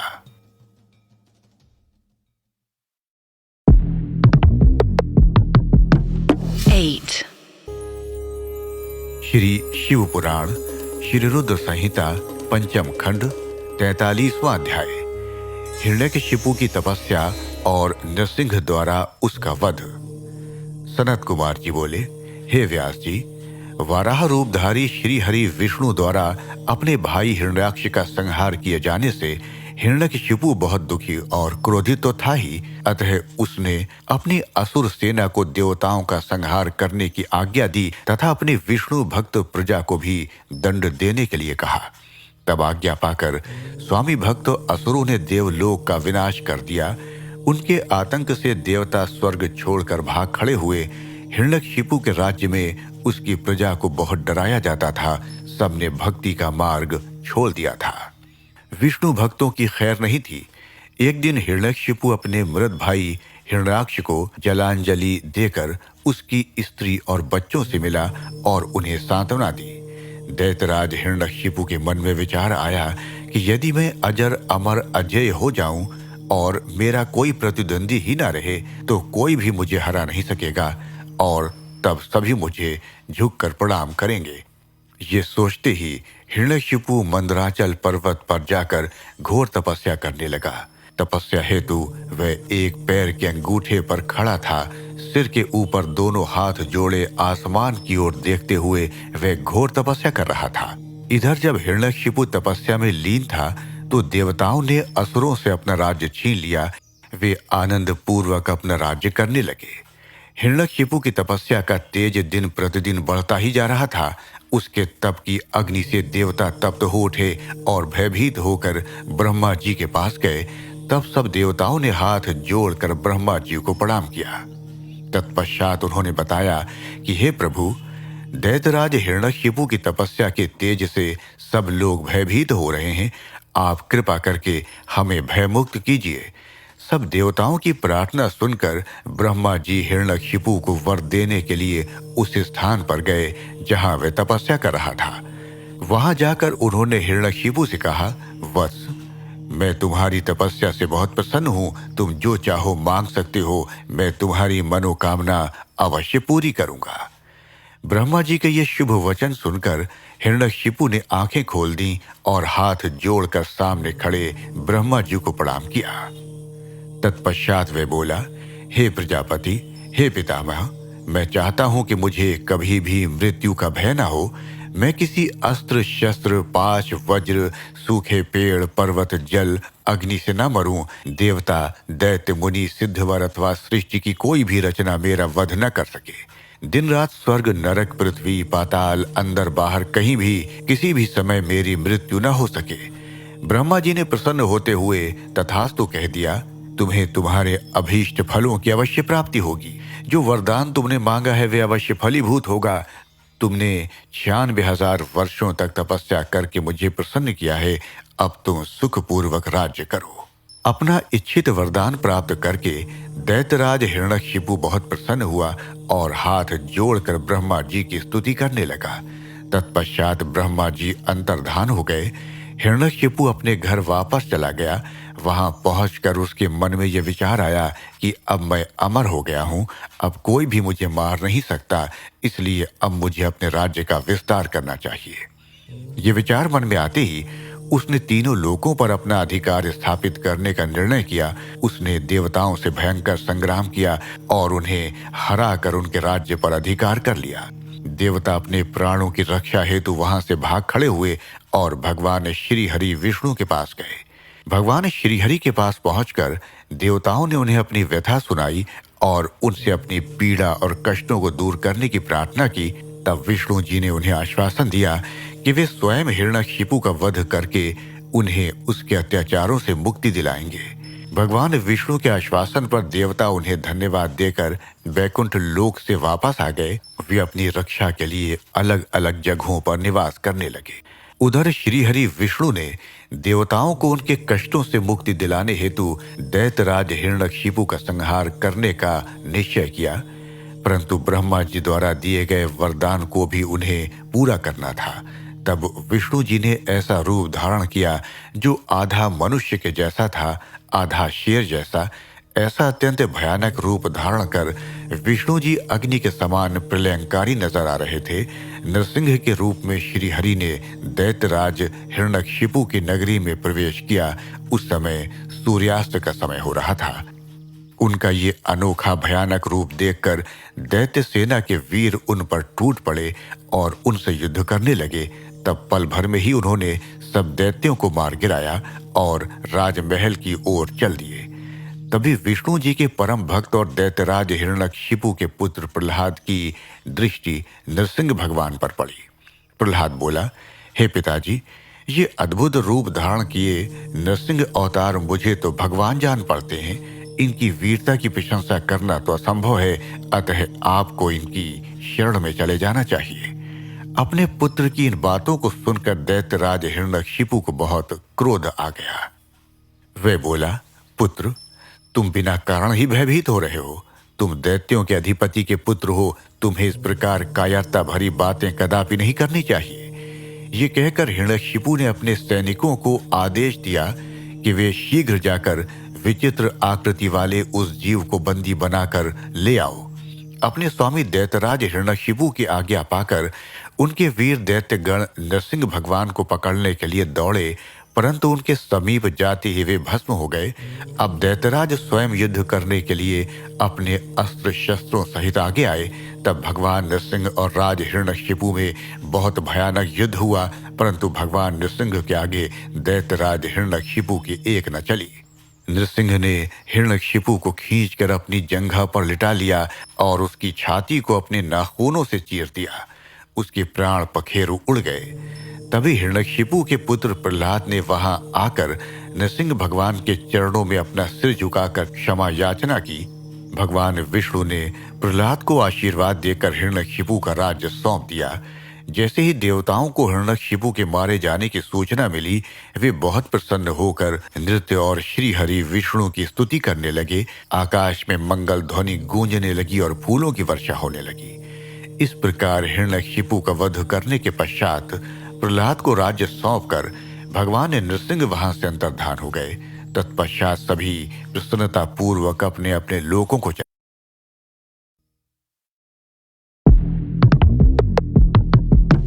8. श्री शिव पुराण श्री रुद्र संहिता पंचम खंड 44वां अध्याय अंधक की अंधता। सनत कुमार जी बोले, हे व्यास जी, एक बार हिरण्याक्ष के पुत्र अंधक से उसके भाइयों ने मजाक उड़ाते हुए कहा, अंधक, तुम तो अंधे और कुरूप हो, भला तुम राज्य का क्या करोगे? दैत्यराज हिरण्याक्ष तो मूर्ख थे, जो भगवान शिव की इतनी कठोर तपस्या कर उन्हें प्रसन्न करके भी तुम जैसा कुरूप, नेत्रहीन और बेडौल पुत्र वरदान में प्राप्त किया। कभी दूसरे से प्राप्त पुत्र का भी पिता की संपत्ति पर अधिकार होता है, इसलिए इस राज्य के स्वामी हम ही हैं, तुम हमारे सेवक हो।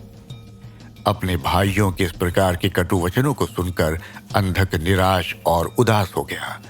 रात के समय जब सब सो रहे थे, तो वो अपने राजमहल को छोड़कर निर्जन, सुनसान और भयानक डरावने वन में चला गया। वहां उस सुनसान वन में जाकर उसने तपस्या आरंभ कर दी। वे 10,000 वर्षों तक घोर तपस्या करता रहा, परंतु जब कोई परिणाम नहीं निकला तो उसने अपने शरीर को अग्नि में जलाकर होम करना चाहा। ठीक उसी समय वहां स्वयं ब्रह्मा जी प्रकट हो गए। ब्रह्मा जी बोले, पुत्र अंधक, मांगो, क्या मांगना चाहते हो? मैं तुम्हारी तपस्या से बहुत प्रसन्न हूं। तुम अपना इच्छित वर मांग सकते हो। मैं तुम्हारी मनोकामना अवश्य ही पूरी करूंगा। ये सुनकर अंधक बहुत प्रसन्न हुआ। उसने हाथ जोड़कर ब्रह्मा जी की स्तुति की और बोला, हे कृपा निधान ब्रह्मा जी, यदि आप मुझ पर प्रसन्न होकर मुझे कोई वर देना चाहते हैं, तो आप कुछ ऐसा करें कि मेरे निष्ठुर भाइयों ने जो मुझसे मेरा राज्य छीन लिया है, वे सब मेरे अधीन हो जाएं, मेरे नेत्र ठीक हो जाएं, अर्थात मुझे दिव्य दृष्टि की प्राप्ति हो तथा मुझे कोई भी न मार सके। वे देवता, गंधर्व, यक्ष, किन्नर, मनुष्य, नारायण अथवा स्वयं भगवान शिव ही क्यों ना हो। अंधक के इन वचनों को सुनकर ब्रह्मा जी बोले, हे अंधक, तुम्हारे द्वारा कही हुई दोनों बातों को मैं स्वीकार करता हूं, परंतु इस संसार में कोई भी अजर अमर नहीं है। सभी को एक न एक दिन काल का ग्रास बनना पड़ता है। मैं सिर्फ तुम्हारी इतनी मदद कर सकता हूं कि जिस प्रकार की और जिसके हाथ तुम चाहो अपनी मृत्यु प्राप्त कर सकते हो। तब ब्रह्मा जी के वचन सुनकर अंधक कुछ देर के लिए सोच में डूब गया। फिर बोला, हे प्रभु, तीनों कालों की उत्तम, मध्यम और नीच नारियों में से जो भी नारी सबकी जननी हो, सब में रत्न हो, जो सब मनुष्यों के लिए दुर्लभ तथा शरीर व मन के लिए अगम्य है, उसको अपने सामने पाकर जब मेरे अंदर काम भावना उत्पन्न हो, उसी समय मेरा नाश हो। इस प्रकार का वरदान सुनकर ब्रह्मा जी ने तथास्तु कहा और उससे बोले, दैत्येंद्र, तेरे सभी वचन अवश्य ही पूरे होंगे। अब तू जाकर अपना राज्य संभाल।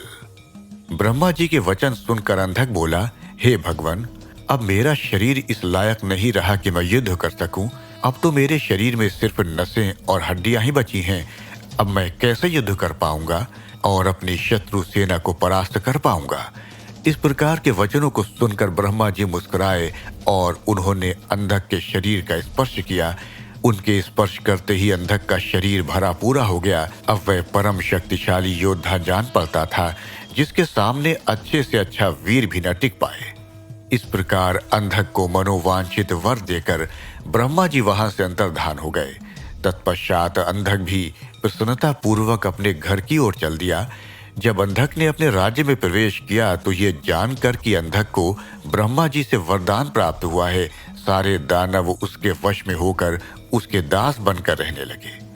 तब अंधक ने विचार किया कि हमें दैत्य साम्राज्य का विस्तार करना चाहिए और अपने घोर शत्रु देवताओं को पराजित करके उनके राज्य पर अपना अधिकार स्थापित कर लेना चाहिए।